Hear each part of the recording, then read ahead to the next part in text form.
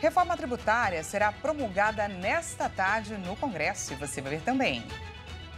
Em última reunião ministerial do ano, Lula elogia a articulação e diz que negociação com o Congresso continuará no foco. Brasil aumenta a cobertura de 8 vacinas do calendário infantil em 2023. Tribunal do Colorado decide que Donald Trump está inelegível para concorrer à presidência. E ainda, inundações provocadas pelas fortes chuvas que afetam o sul da Índia deixam mortos. Essas e outras notícias você confere a partir de agora. Olá, boa tarde para você. Seja muito bem-vindo a essa edição. Nós estamos ao vivo. Agora 1h04 pelo horário de Brasília. Vamos juntos conferir o que é notícia no Brasil e no mundo nesta quarta-feira? O presidente do Congresso Nacional, o senador Rodrigo Pacheco, deve promulgar nesta tarde a emenda constitucional da reforma tributária. A proposta foi aprovada na Câmara dos Deputados na última sexta-feira. Vamos ver. Após mais de 30 anos de discussão no parlamento, a emenda constitucional da reforma tributária deve ser promulgada em sessão solene no Congresso. A proposta cria um imposto de valor agregado, o IVA, que evita que os impostos sejam tributados várias vezes ao longo da cadeia de produção. O Congresso optou pelo IVA dual, ou seja, o imposto deve ser dividido em duas partes. O imposto sobre bens e serviços, que vai substituir o ICMS estadual, e o ISS municipal. A contribuição sobre bens e serviços, que vai substituir os impostos federais PIS, PASEP, COFINS e IPI. Além disso, também vai ser criado o imposto seletivo, que terá cobrança federal e que visa desestimular a comercialização de produtos e serviços que prejudicam a saúde e o meio ambiente. O texto prevê também a criação de uma cesta básica nacional de alimentos que serão isentos de impostos. Os produtos ainda serão definidos por lei complementar, mas a lista poderá conter itens típicos de cada região. A proposta ainda cria um cashback, dinheiro de volta, que é uma espécie de crédito adquirido no ato do consumo. Com isso, uma parte do valor deve ser devolvida ou com o dinheiro em conta ou na forma de desconto na compra de outro produto. Apesar de encerrar o ano com a promulgação da pauta, considerada prioritária para o governo, as casas legislativas vão precisar retomar a discussão do tema. A reforma tributária deve ser regulamentada por meio de lei complementar, que deve ser enviada ao Congresso pelo governo no ano que vem. E o presidente Lula elogiou a articulação do governo e disse que as negociações com o Congresso vão continuar no ano que vem. Na última reunião ministerial de 2023, o presidente propõe fazer aí um balanço desse primeiro ano de gestão e planejar, é claro, ações que serão executadas em 2024. No Palácio do Planalto, em Brasília, o presidente Lula se reúne com os ministros para fazer um balanço das ações realizadas neste primeiro ano da gestão. A intenção é reconhecer os acertos e evitar que erros cometidos pelas pastas se repitam em 2024. Em seu discurso de abertura, Lula enalteceu o trabalho de negociação dos líderes do governo nas casas legislativas para conseguir avançar com a aprovação de medidas importantes para o país. O presidente defendeu a estabilidade e a previsibilidade para incentivar os investimentos. Lula comemorou a aprovação da reforma tributária. Ele falou que o diálogo é o caminho para melhorar as condições para o crescimento econômico do Brasil. E que a gente vai continuar no ano de 2024 com esse mesmo jeito de governar, conversando com todo mundo, perde alguma coisa, ganha outra coisa, mas estabelecer como regra extraordinária a capacidade de conversação, a capacidade do diálogo. A democracia pressupõe tolerância, convivência democrática na diversidade. Essa é uma reunião em que a gente tem que comemorar. Bom, como você pôde perceber, hoje é dia de balanço das ações do governo, momento de avaliar as medidas tomadas ao longo do ano. Dia também da promulgação da reforma tributária no Congresso. Então, para falar sobre a adoção das novas medidas e a influência para o bolso do brasileiro, a economia do país está no foco da nossa entrevista de hoje.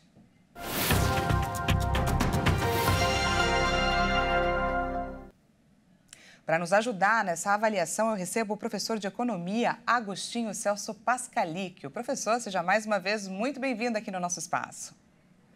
É um prazer estar no seu programa e com todos que acompanham. Muito obrigado. Professor, temos aí taxa de desemprego em queda, crescimento da atividade econômica, uma inflação menor e redução na taxa Selic. Podemos dizer que o ano de 2023 deve terminar com saldo positivo para a pasta da Fazenda? Sem dúvida. E, inclusive, nós temos o próprio reconhecimento internacional do mérito do Ministério da Fazenda. Recebeu ontem o grade de risco dado pela agência de risco Standard & Poor's e diminuiu o risco do Brasil. Diminuir o risco do Brasil significa mais investimento, mais retorno, e isso é mérito, então, da pasta da Fazenda.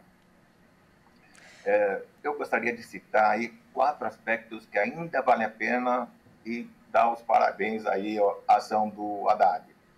A PEC da transição, que fez o crescimento do país ocorrer durante o primeiro semestre, também uma obra do Haddad, e ele foi incansável no processo de negociação com o Congresso para facilitar principalmente o trânsito dos assuntos econômicos. Temos ainda uma ajuda internacional. Ele participou de diversos encontros internacionais e o FMI, inclusive, está comentando que os valores obtidos pelo país durante esse ano vão levar o país, estava na 11ª posição em termos internacionais, e vai agora para a 9ª, o grupo dos 10 maiores países. Esse retorno também é um mérito, uma avaliação positiva do ministro da Fazenda, então, dentro desse cenário. E já que estamos aí falando de avanços, a gente tem hoje a promulgação da tão aguardada reforma tributária no Congresso. Que momento da história brasileira a gente pode dizer que a gente está vivendo, professor? Na sua avaliação, é um momento para comemoração ou é um momento de cautela? Não, é um motivo de comemoração diante da estrutura tributária anterior. Devemos comemorar. Mas ainda nós sabemos que o detalhamento do novo sistema cabe a uma futura lei complementar. E com relação a essa lei complementar, antever mudanças operacionais e possíveis impactos de redução ou aumento da carga tributária nas cadeias de produção, isso pode alterar tanto a relação ainda com o consumidor interno quanto o próprio mercado externo. Apesar disso, é importante destacar que a reforma tributária trouxe um grau de simplificação muito grande e racionalização da tributação do consumo, motivo de comemoração. Unifica os tributos federais, motivo de também comemoração. E também deve eliminar, reduzir os contenciosos tributários. Isso também é uma ajuda importante, principalmente para o país nessa década, o final dessa década, e na próxima década. São aspectos de modernização. Vamos torcer para que a lei complementar, que vai prover todas as alterações, sejam e venham dando continuidade a esse momento. E agora, para encerrar, eu queria propor um olhar mais adiante. Afinal, 2024 já bate aí na nossa porta. O que podemos esperar, professor, em termos de desafios econômicos que devem estar na pauta do Ministério da Fazenda? Temas caros que serão aí determinantes no ano que vem. Olha, nós temos dificuldades tanto vindas do cenário internacional, é um cenário que o Brasil avançou bastante, mas vai gerar desafios e também desafios internos. Com relação ao Ministério da Fazenda, os principais desafios estão, por exemplo, no próprio PAC. 2,5%, que é a nossa estimativa de crescimento para o ano que vem, deverá vir graças aos investimentos, principalmente do Programa de Aceleração de Crescimento. Nós temos aqui e temos necessidade de manter a taxa de desemprego em queda. Temos um desafio do lado da taxa de juros. A taxa de juros deve vir dentro de uma ação do próprio Banco Central, juntamente com as características de crescimento anunciadas pelo Ministério da Fazenda, e administrar essa taxa juntamente com a redução do desemprego, não será simples. Do lado internacional, nós temos o retorno, então, do Brasil às cadeias de produção. Nós temos alguns desafios dados pela guerra da Ucrânia, mas nós temos aí mais oportunidades também. Os investidores e também industriais brasileiros estão de olho nessas oportunidades. Foi aberto passos importantes durante esse ano de 23 que vão permitir esse relacionamento. Então, a tendência também é ter uma diminuição nas tensões internacionais. Temos o crescimento dos Estados Unidos, que ainda vai ser positivo. Temos o crescimento do mundo, que vai ficar em torno de 3%. Só para dar uma referência, nossa estimativa para o crescimento do Brasil em 2024 está em 2,5%. O mundo ainda vai crescer um pouquinho mais do que o crescimento do Brasil. Mas o mundo crescendo sempre favorece o país. Tá certo, nós fizemos aqui uma breve avaliação sobre os caminhos da economia do ano de 2023, os desafios aí para 2024 com o professor da Universidade Mackenzie, Agostinho Celso Pascalic. Mais uma vez, professor, muito obrigado pela sua participação. Daniela, prazer estar com você no seu programa. Muito obrigado. Até mais. Até mais. E o Ministério da Saúde apontou um aumento na imunização de crianças neste ano. As altas foram registradas nas coberturas vacinais de 8 imunizantes do calendário infantil. Apesar do aumento nas coberturas vacinais infantis de janeiro a outubro de 2023, o percentual continua abaixo do desejado pelo governo federal.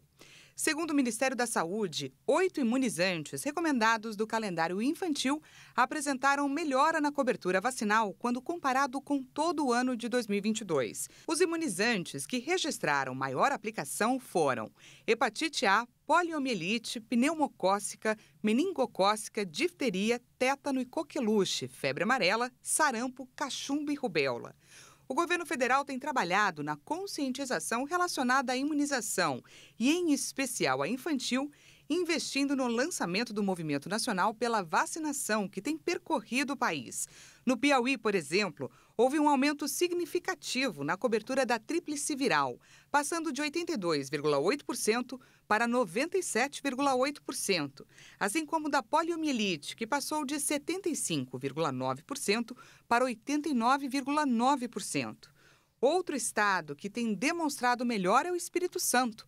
A cobertura vacinal da meningocócica era de 58,5% em 2022 e chegou a 91,6% de cobertura. Mas vale destacar que esses percentuais ainda não estão consolidados com os dados de todo o ano de 2023.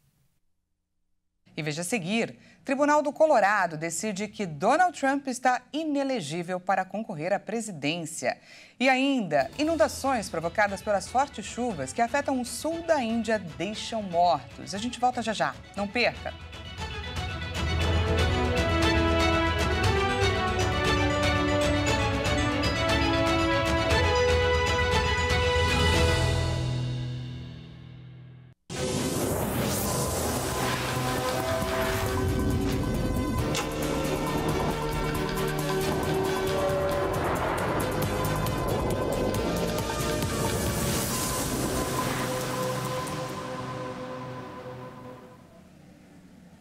Seja bem-vindo mais uma vez, nós estamos de volta e ao vivo, 1h19 pelo horário de Brasília.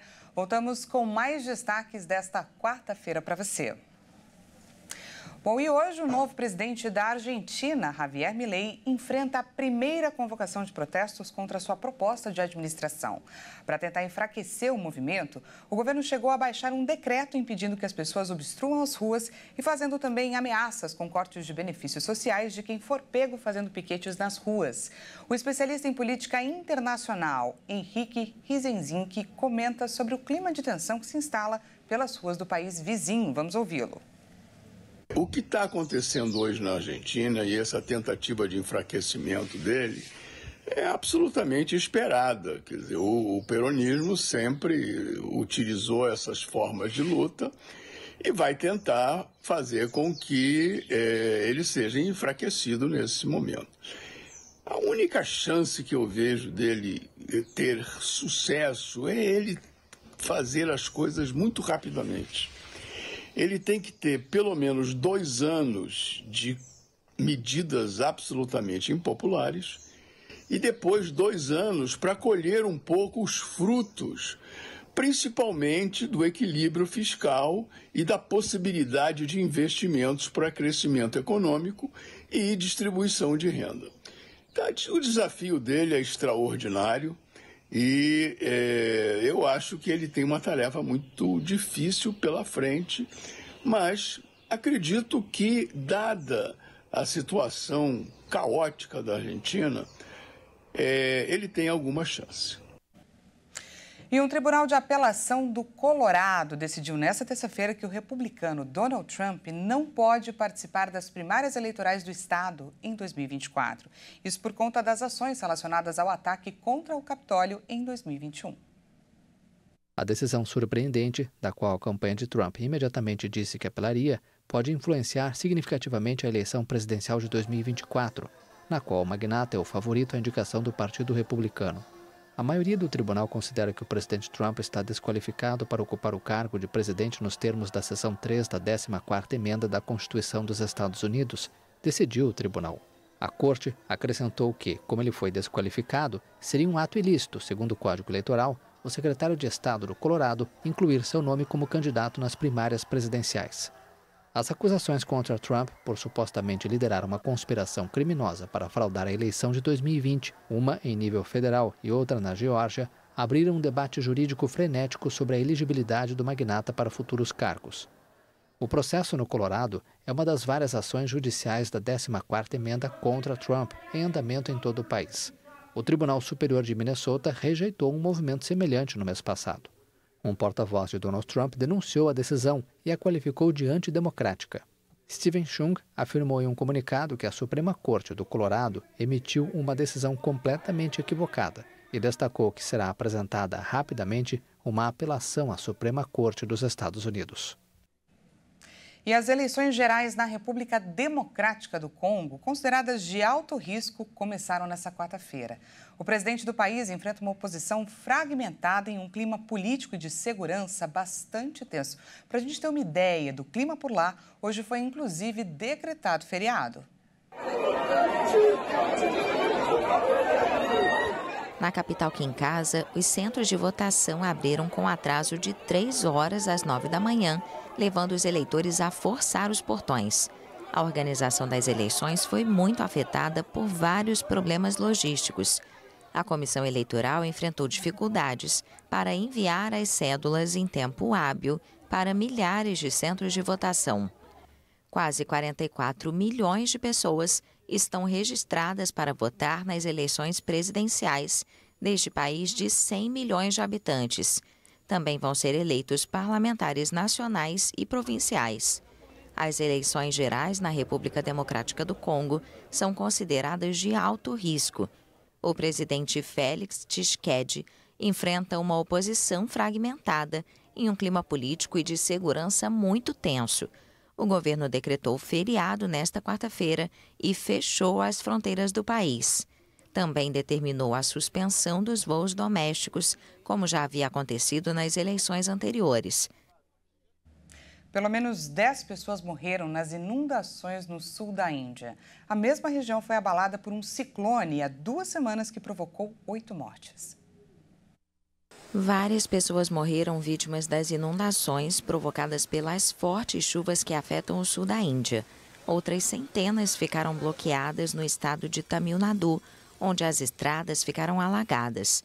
A Força Aérea lançou 10 toneladas de ajuda humanitária.